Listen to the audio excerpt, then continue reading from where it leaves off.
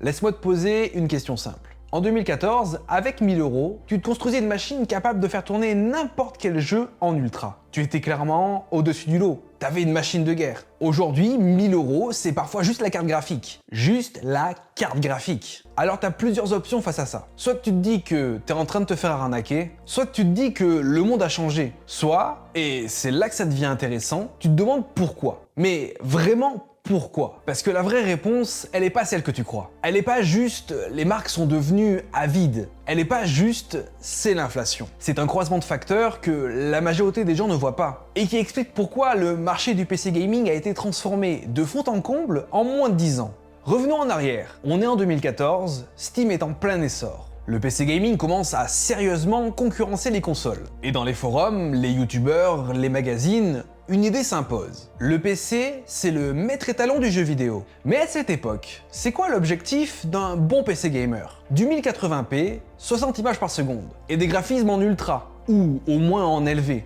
C'est tout. C'est ça le Graal. Pas de ray tracing, pas de résolution 4K, pas de 144 Hz, pas de streaming en direct pendant que tu joues. Juste, est-ce que c'est beau? Est-ce que c'est fluide?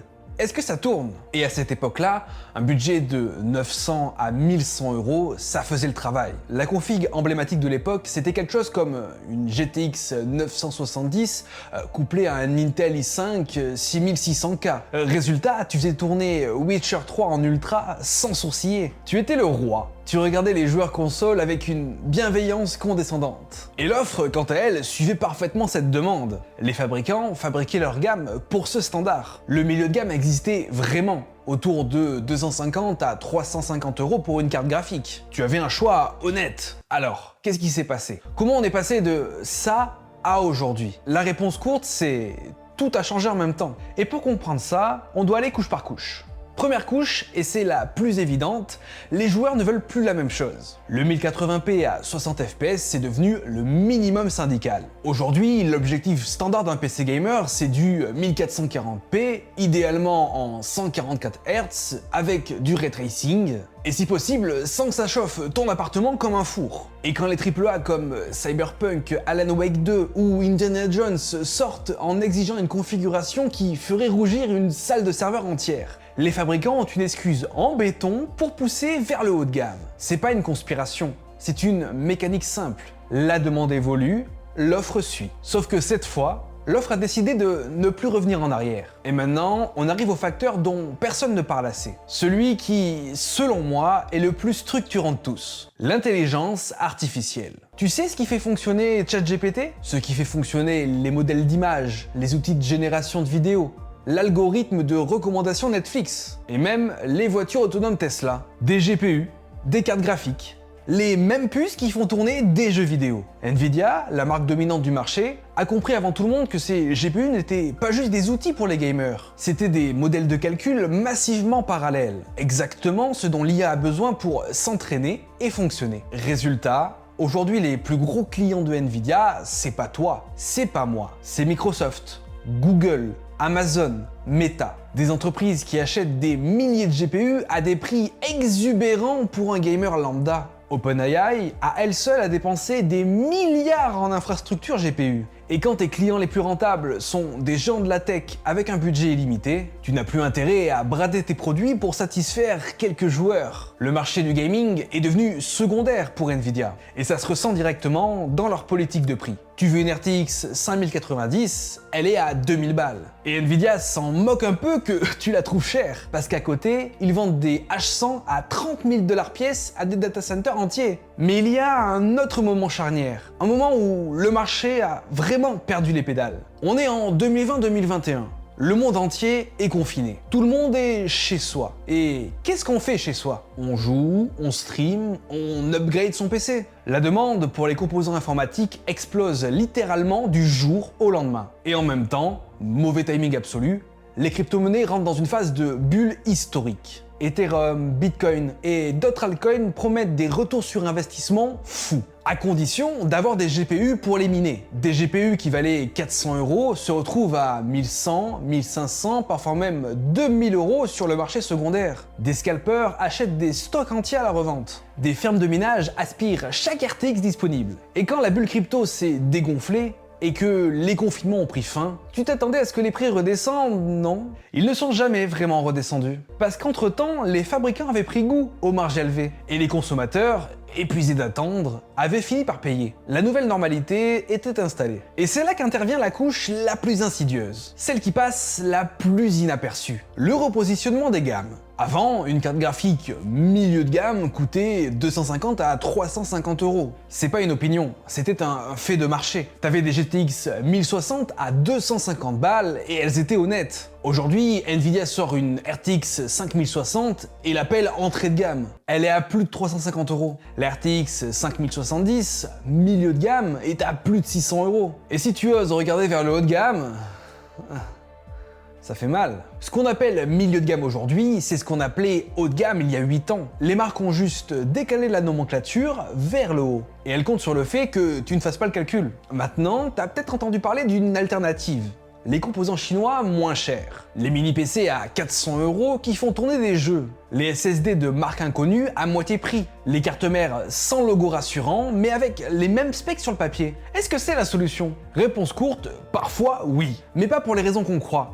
Et surtout avec des nuances importantes. Déjà, clarifions quelque chose. Asus, Gigabyte, MSI, les marques que tu achètes aujourd'hui dans ton magasin préféré. Elles sont toutes fabriquées en Asie. Nvidia assemble ses puces à Taïwan, ton précieux SSD Samsung en Corée du Sud, ton processeur Intel fabriqué dans des usines en Irlande, Israël, Malaisie. Il n'y a pas vraiment de composant occidental. Ce qu'on appelle marque occidentale, c'est souvent juste un siège social en Europe ou aux États-Unis, une couche de marketing et un réseau de distribution qui ajoute des coûts. Les composants chinois moins chers doivent leur prix à plusieurs facteurs réels. Production massive et coût de main-d'œuvre encore plus bas. Absence de budget marketing colossal, vente directe sans intermédiaire et parfois moins d'investissement dans le contrôle qualité. Ce dernier point est crucial. Moins cher n'est pas toujours synonyme de mauvais. Certaines marques chinoises sortent des produits vraiment compétitifs. Mais le SAV est souvent compliqué si t'es en France. Le BIOS de certaines cartes mères est moins optimisé. La valeur à la revente est quasi nulle. Et la garantie légale que tu as en Europe avec une marque distribuée officiellement, elle est beaucoup plus difficile à faire valoir avec un achat en import direct. Et il y a un autre point. En Europe, tu as la TVA, les normes CE, les coûts d'importation, les exigences de garantie légale de 2 ans, tout ça, ça coûte. Et ce n'est pas le composant en lui-même qui est forcément le plus cher, c'est tout l'écosystème autour. Donc oui, on peut rogner sur les coûts avec des alternatives moins connues, mais c'est un calcul à faire en connaissance de cause, pas un raccourci miracle. Il y a un facteur qu'on oublie systématiquement dans ce débat, et c'est l'inflation. Depuis 2016, le coût de l'énergie a explosé. Le coût du transport maritime a explosé. Les matières premières, cuivre, silicium, terres rares, ont augmenté. Les salaires dans les usines de fabrication ont eux aussi augmenté. Un PC gamer à 1000 euros en 2014, en valeur corrigée de l'inflation, ça représenterait à peu près aujourd'hui 1200 à 1300 euros. Juste pour avoir l'identique. On ne repart pas de zéro. L'économie mondiale est passée par là. Est-ce que ça justifie tout? Non. Est-ce que ça explique une partie de la hausse? Absolument. Et c'est une couche qu'on doit intégrer honnêtement si on veut comparer les prix d'hier et d'aujourd'hui sans se raconter d'histoire. Alors on arrive à la vraie question, est-ce que c'est objectivement pire? Et là, je vais peut-être te surprendre. La réponse honnête, c'est pas forcément. Voilà la comparaison que personne ne fait vraiment. La GTX 970, la carte emblématique de 2014, a environ 300 euros. Aujourd'hui, la RTX 5070 tourne autour de 600-700 euros. Elle coûte 2 fois plus cher. Mais elle est combien de fois plus puissante? En gros, on parle de 5 à 6 fois plus de performance brute. Un ratio de 3 à 1 en faveur d'aujourd'hui, en termes de performance par euro dépensé. Et cette dynamique se trouve ailleurs. Les SSD. Ils n'ont jamais été aussi bon marché au gigaoctet. La RAM DDR5, elle a déjà baissé massivement depuis son lancement. Bien sûr, je ne prends pas en compte les pénuries actuelles, qui font artificiellement gonfler les prix. Les écrans 144 Hz. Aujourd'hui, on en trouve de qualité pour moins de 200 euros. Il y a 10 ans, c'était un luxe. Le problème n'est pas vraiment que les PC coûtent plus cher. Le problème, c'est l'erreur de comparaison.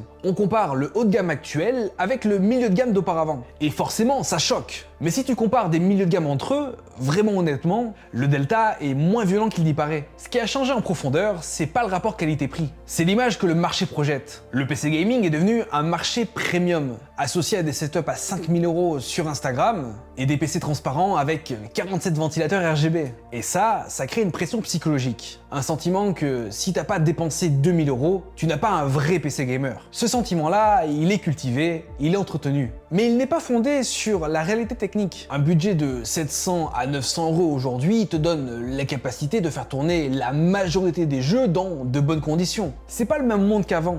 Mais ce n'est pas non plus l'arnaque totale que certains dénoncent. Alors, récapitulons tout ça. Oui, les PC gamers sont plus chers, c'est un fait. Oui, les marges des fabricants ont augmenté, c'est un fait. Oui, le Covid, la crypto, les pénuries ont laissé des cicatrices permanentes sur les prix. C'est un fait. Mais ce qu'on oublie, c'est que le marché n'est plus le même. L'IA a changé la donne structurellement. Les gamers ne sont plus les clients prioritaires de Nvidia. L'inflation a fait son travail silencieusement. Et les gammes ont été volontairement repositionnées vers le haut, sans que personne lève vraiment la main. La vraie raison pour laquelle t'as l'impression de te faire arnaquer, c'est pas que les prix ont doublé, c'est que le récit autour du PC gaming est devenu un récit de luxe. Alors qu'au fond, les fondamentaux du rapport performance-prix ne sont pas si catastrophiques qu'on veut bien le croire. Ce n'est pas juste que les PC sont plus chers, c'est que le gaming est devenu un marché premium. Et tant que t'as pas compris ça, t'achètes pas juste un composant, t'achètes aussi du marketing. Merci d'avoir regardé cette vidéo, n'hésitez pas à mettre un like et à vous abonner à la chaîne, c'est entièrement gratuit. Moi je vous dis à plus dans de prochaines vidéos. Allez, ciao tout le monde!